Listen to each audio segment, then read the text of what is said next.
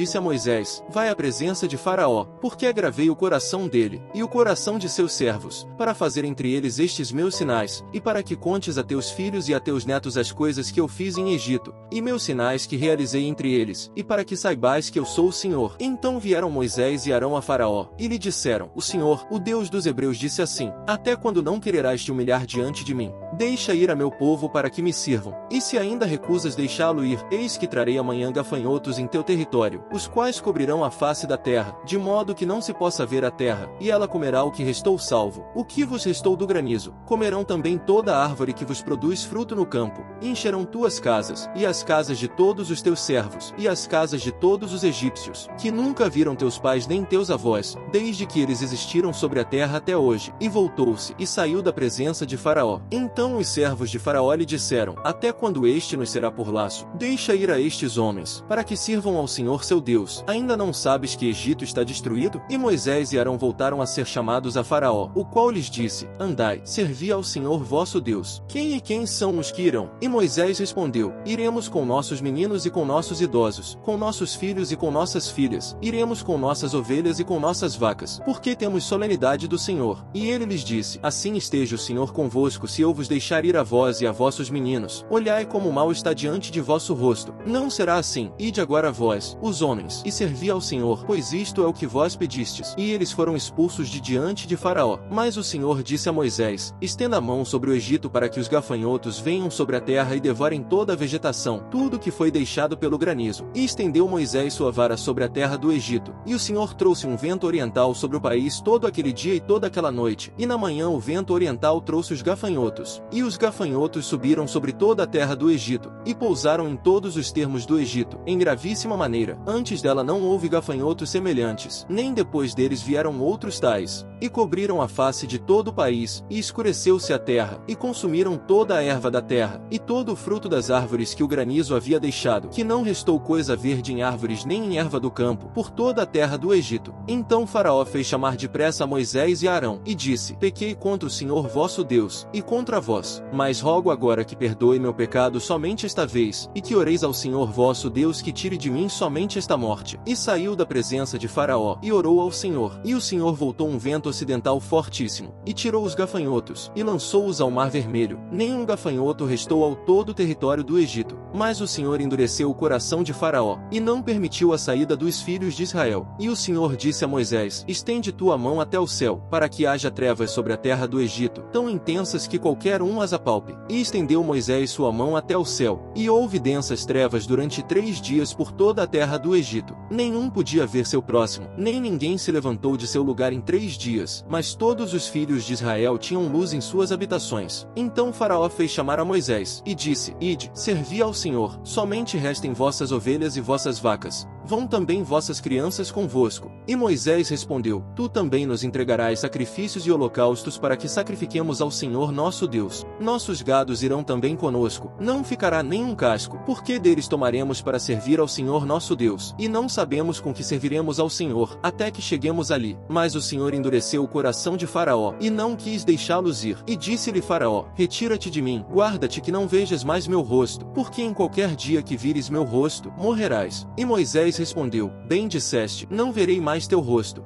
E o Senhor disse a Moisés: uma praga trarei ainda sobre Faraó, e sobre o Egito, depois da qual ele vos deixará ir daqui, e seguramente vos expulsará daqui de todo. Fala agora ao povo, e que cada um peça a seu vizinho, e cada uma a sua vizinha, objetos de prata e de ouro. E o Senhor fez o povo ser favorecido aos olhos dos egípcios. Também Moisés era muito grande homem na terra do Egito, aos olhos dos servos de Faraó, e aos olhos do povo. E disse Moisés: o Senhor disse assim: à meia-noite eu sairei por meio do Egito, e morrerá todo o primogênito na terra do Egito, desde o primogênito de Faraó que se assenta em seu trono, até o primogênito da serva que está atrás do moinho, e todo o primogênito dos animais. E haverá grande clamor por toda a terra do Egito, qual nunca foi, nem jamais será. Mas entre todos os filhos de Israel, desde o homem até o animal, nenhum cão moverá sua língua, para que saibais que o Senhor fará diferença entre os egípcios e os israelitas. E descerão a mim todos estes teus servos, inclinados diante de mim dirão: sai tu, e todo o povo que está abaixo de ti, e depois disto eu sairei. E saiu-se muito irado da presença de Faraó. E o Senhor disse a Moisés: Faraó não vos ouvirá, para que minhas maravilhas se multipliquem na terra do Egito. E Moisés e Arão fizeram todos estes prodígios diante de Faraó. Mas o Senhor havia endurecido o coração de Faraó, e não permitiu que os filhos de Israel saíssem de seu país. E falou o Senhor a Moisés e Arão na terra do Egito, dizendo: Este mês vos será o princípio dos meses, será este para vós o primeiro nos meses do ano. Falai a toda a congregação de Israel, dizendo: No dia 10 deste mês tome para si cada um cordeiro pelas famílias dos pais, um cordeiro por família. Mas se a família for pequena que não seja capaz de comer o cordeiro inteiro, então tomará seu vizinho imediato à sua casa, e segundo o número das pessoas, cada um conforme seu comer, fareis a conta sobre o cordeiro. O cordeiro será sem defeito, macho de 1 ano. Vós o tomareis das ovelhas ou das cabras e o guardareis até o dia 14 desse mês, e toda a congregação do povo de Israel o imolará ao entardecer. E tomarão do sangue, e o porão nos 2 postes e na verga das casas em que o comerão. E naquela noite comerão a carne assada ao fogo, e pães sem levedura, com ervas amargas o comerão. Nenhuma coisa comereis dele crua, nem cozida em água, mas sim assada ao fogo, sua cabeça com seus pés e seus intestinos. Nenhuma coisa deixareis dele até amanhã, e o que houver restado até amanhã, queimareis no fogo, e assim tereis de comê-lo. Cingidos vossos lombos, vossos calçados em vossos pés, e vosso bordão em vossa mão, e o comereis apressadamente. É a Páscoa do Senhor. Pois eu passarei naquela noite pela terra do Egito, e ferirei todo o primogênito na terra do Egito, tanto nos homens como nos animais, e executarei juízos em todos os deuses do Egito. Eu sou o Senhor. E o sangue vos será por sinal nas casas onde vós estejais, e verei o sangue, e passarei de vós, e não haverá em vós praga de mortandade, quando ferirei a terra do Egito.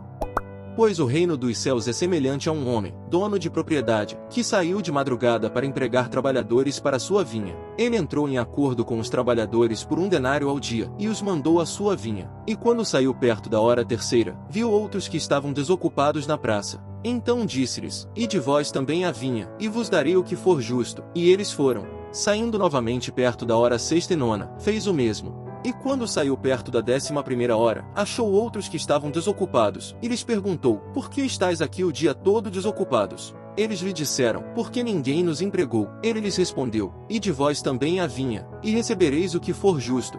E chegando o anoitecer, o senhor da vinha disse ao seu mordomo: Chama aos trabalhadores, e paga-lhes o salário, começando dos últimos, até os primeiros. Então vieram os de cerca da hora 11ª, e receberam 1 denário cada um. Quando os primeiros vieram, pensavam que receberiam mais, porém eles também receberam 1 denário cada um. Assim, ao receberem, murmuraram contra o chefe de casa, dizendo: Estes últimos trabalharam 1 única hora, e tu os igualaste conosco, que suportamos a carga e o calor do dia. Ele, porém, respondeu a um deles: Amigo, nada de errado estou fazendo contigo. Não concordaste tu comigo por 1 denário? Toma o que é teu, e vai embora, e quero dar a este último tanto quanto a ti. Acaso não me é lícito fazer do que é meu o que eu quiser? Ou o teu olho é mau, porque eu sou bom? Assim, os últimos serão primeiros e os primeiros últimos, pois muitos são chamados, mas poucos escolhidos. E enquanto Jesus subia a Jerusalém, tomou consigo os 12 discípulos à parte no caminho, e lhes disse: Eis que estamos subindo a Jerusalém, e o Filho do Homem será entregue aos chefes dos sacerdotes e aos escribas, e o condenarão à morte, e o entregarão aos gentios, para que dele escarneçam, e o açoitem, e crucifiquem, mas ao terceiro dia ressuscitará. Então se aproximou dele a mãe dos filhos de Zebedeu, com os seus filhos. Ela o adorou para lhe pedir algo.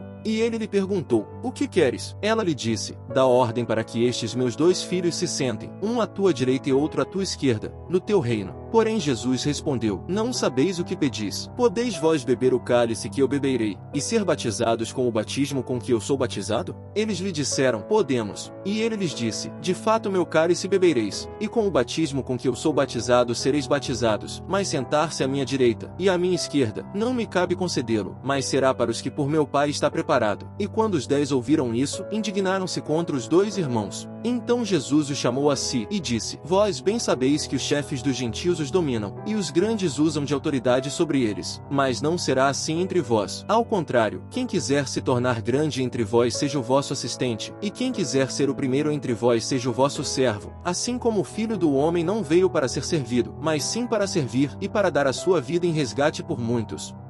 Salmo de Davi. A ti, Senhor, levanto minha alma. Meu Deus, eu confio em ti, não me deixes envergonhado, nem que meus inimigos se alegrem por me vencerem. Certamente todos os que esperam em ti, nenhum será envergonhado. Envergonhados serão os que traem sem motivo. Tu me fazes conhecer os teus caminhos. Ensina-me teus lugares onde se deve andar. Guia-me em tua verdade, e ensina-me. Porque tu és o Deus de minha salvação, eu espero por ti o dia todo. Lembra-te, Senhor, de tuas misericórdias e de tuas bondades, porque elas são desde a eternidade. Não te lembres dos pecados de minha juventude e das minhas transgressões, mas sim, conforme tua misericórdia, lembra-te de mim por tua bondade, Senhor. O Senhor é bom e correto, por isso ele ensinará o caminho aos pecadores. Ele guiará os humildes ao bom juízo, e ensinará aos humildes seu caminho. Todos os caminhos do Senhor são bondade e verdade, para aqueles que guardam seu pacto e seus testemunhos. Pelo teu nome, Senhor, perdoa a minha maldade, porque ela é grande. Qual é o homem que teme ao Senhor? Ele lhe ensinará o caminho que deve escolher. Sua alma habitará no bem, e sua semente, isto é, sua descendência possuirá a terra em herança. O segredo do Senhor é para os que o temem, e ele lhes faz conhecer seu pacto.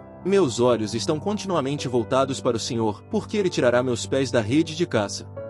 Vai até a formiga, preguiçoso, olha para os caminhos dela, e sê sábio. Ela, mesmo não tendo chefe, nem fiscal, nem dominador, prepara seu alimento no verão, na ceifa junta seu mantimento. Ó preguiçoso, até quando estarás deitado? Quando te levantarás de teu sono? Um pouco de sono, um pouco de cochilo, um pouco de descanso com as mãos cruzadas. Assim a pobreza virá sobre ti como um assaltante, a necessidade chegará a ti como um homem armado.